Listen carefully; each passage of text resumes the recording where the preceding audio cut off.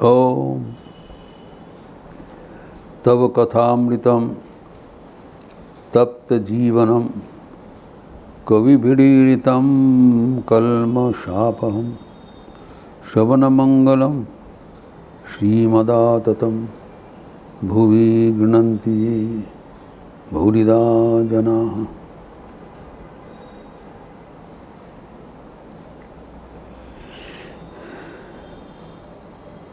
पुराण के अनुसार अवतार का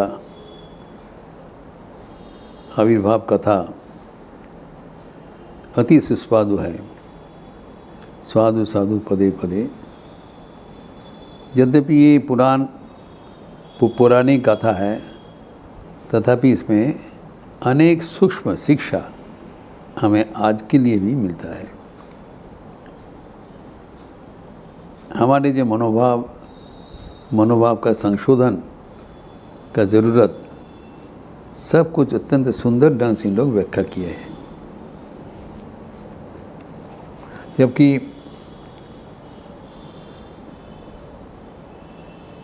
बलिराज एवं 52 अवतार के बीच में जो वार्तालाप हुआ था वह अत्यंत महत्वपूर्ण है। हम लोग चर्चा किए हैं कि जब प्रहलाद के पुत्र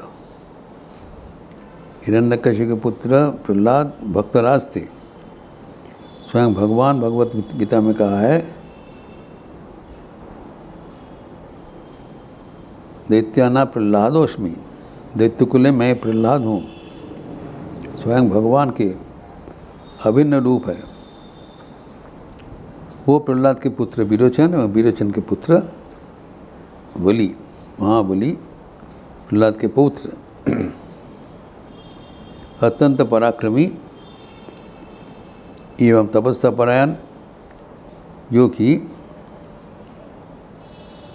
ब्रह्मा के आशीर्वाद से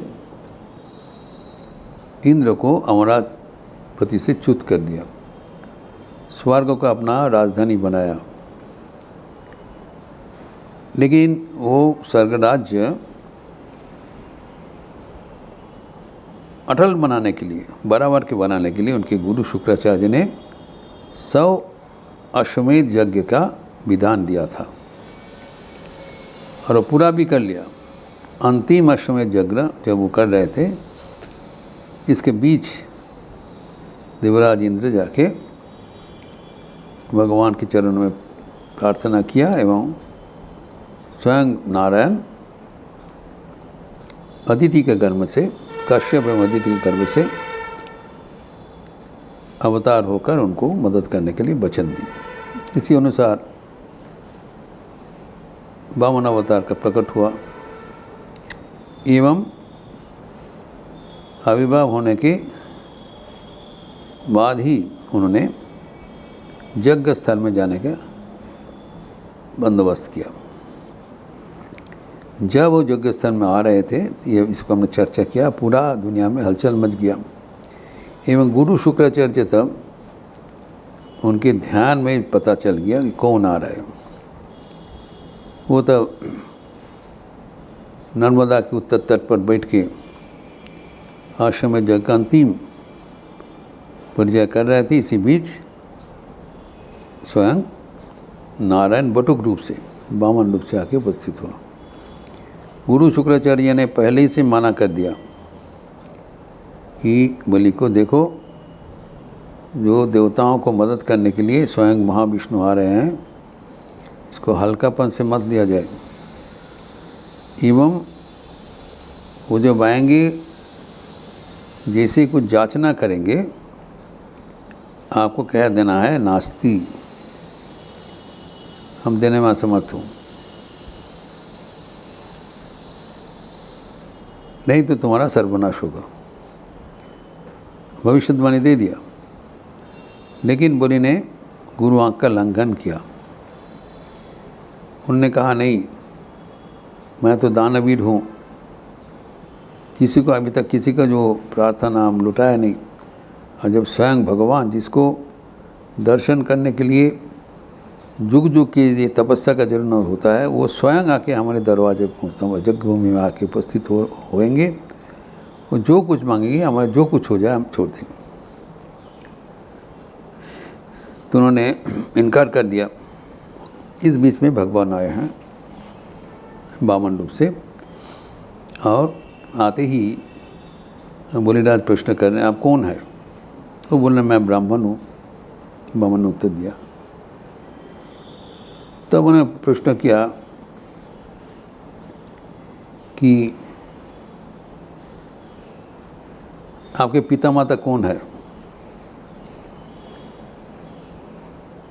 वो तो कहते हैं नहीं, हम ऐसे ही हैं। तो वो सोचा कि इनके पिता माता बहुत कम उम्र में वो देहांत हो गया, इसलिए याद नहीं है।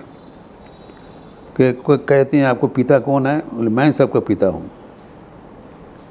वो भी सोचा इनको पिता का कोई खोज नहीं है। तो इसी दो चार बात पूछा कि, तो उनका ऐसी जो उत्तर है वो बहुत ही दीप प्रकार का अर्थ होता है, लेकिन बलि उसका अहंकार के मद में उसको हल्कापन से ले लिया। तो वो कहते तुम्हारा किस कारण से आए हो, तुम्हारा कुछ चाहिए? बोले हाँ, हमारा 3 पग पृथ्वी 3 पग भूमि प्रदान करें। तो उन्हें कहा तुम्हारा ये छोटा आकार है, 3 पग भूमि क्यों मांग रहे हो? जो कुछ चाहे तुम मांग लो। तो उन्होंने कहा नहीं, मैं 3 पग से ही पूरा त्रिभुवन को अतिक्रम कर लेंगे। तो ये भी वो समझ में नहीं पाया, जो कि नारायण वैसे ही किया है। तो बोले ठीक है। तो हाथ में पानी लेकर संकल्प किया। ये बात हम लोग चर्चा किया था। जिसे संकल्प किया उन्होंने विराट आकार धारण करके एक पद से पूरा मर्त्यभूमि को, भूलोक को अधिकार कर लिया। और दूसरा पग से जो बाकी जो त्रिभुवन है, स्वर्ग मर्त्य पता, त्रिलोक को अधिकार कर लिया। तो फिर मर्त्य हो गया, फिर स्वर्ग पता, सभी कुछ हो गया। तो तृतीय पद रखने की कोई जगह नहीं है। तब वो पूछा ये तृतीय पद अब कहाँ रखेंगे? वो तो आश्चर्य हो गए ये। तो तब उन्होंने कर नहीं पाया। तो मैं ये भी चर्चा किया, जो उनके जो पुत्र है वानासुर, वो तब वामनवाद को बोला कि आपने तो छोटा आकार धारण करके मांगा था, तो आप क्यों अभी ऐसी मांग रहे हो? उन्होंने कहा देखो, मैं तो बोला था मेरा प्रमाण जैसा जमीन दीजिएगा। तो मेरा जो क्या प्रमाण है तुम्हारा पिताजी के पता नहीं है, मैं कौन हूँ? अभी अहंकार के वो मद से चूर होके कहते हम दे देंगे। तब बोले ने बताया कि हमारा तो और कुछ नहीं है, आप आपको तृतीय चरण हमारे मस्तक में धारण करें। अर्थात सांकेतिक अर्थ है वो उनका अहंकार भगवान के चरणों में समर्पण किया।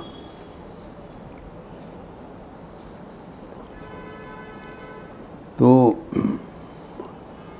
जो संगीत में कहा जाता है, हमार माथा न तो करी दाओ है तुम्हार चरण धूलार तले, सकल अहंकार है हमार डुबाओ चोखे जले।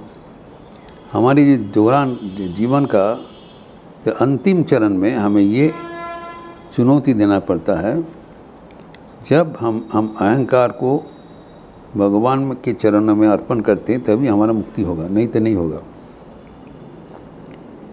तो ये दान जितना भी करें, अगर उसमें अहंकार मिश्रित रहे तो व्यर्थ हो जाएगा। जिसे स्वामी विवेकानंद कहते हैं, do not take 5 cents in your hand and stand on high pedestal and say, here my poor man. Be blessed that the poor man is there so that you can exercise your power of benevolence and be free.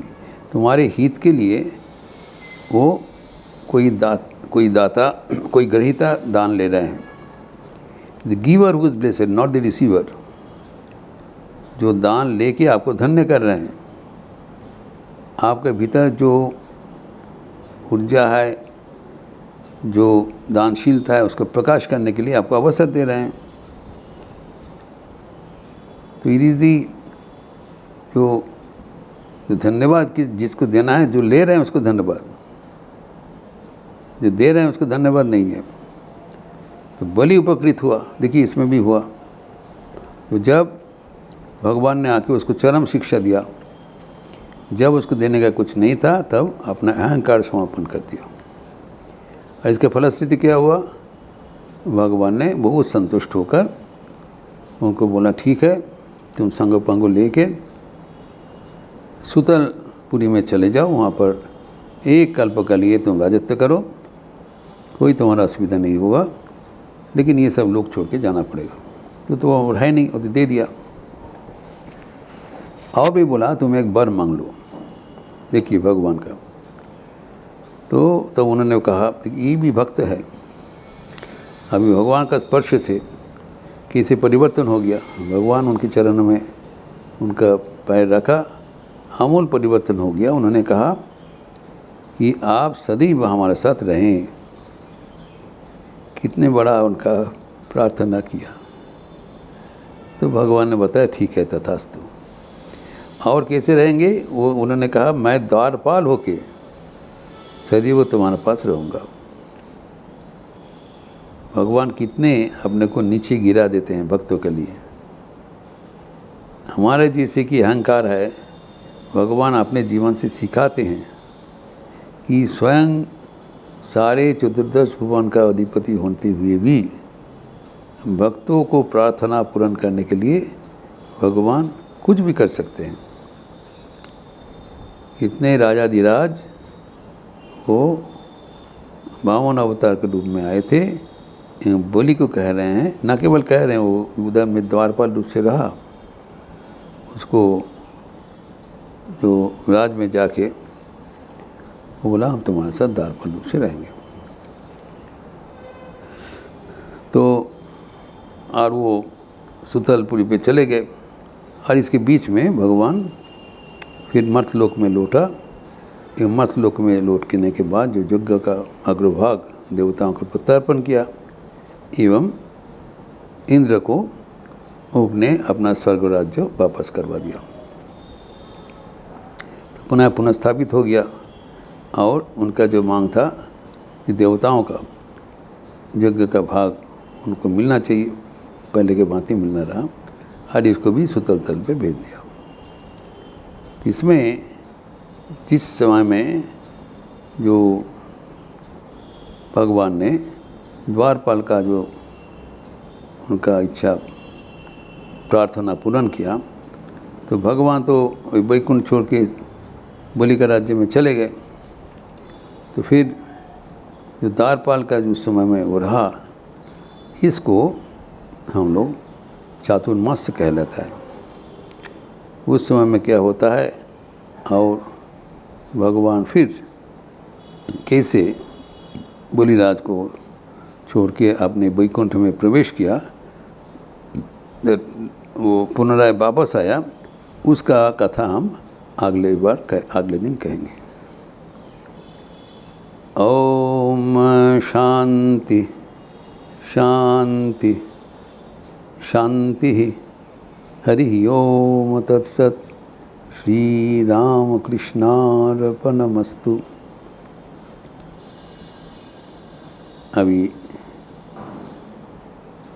देवी पक्ष चल रहा है, दुर्गा पूजा समागत प्रस्तुति हो रहा है। आप लोग सब अच्छे रहिए, स्वस्थ रहिए, आनंद में रहिए। नमस्कार।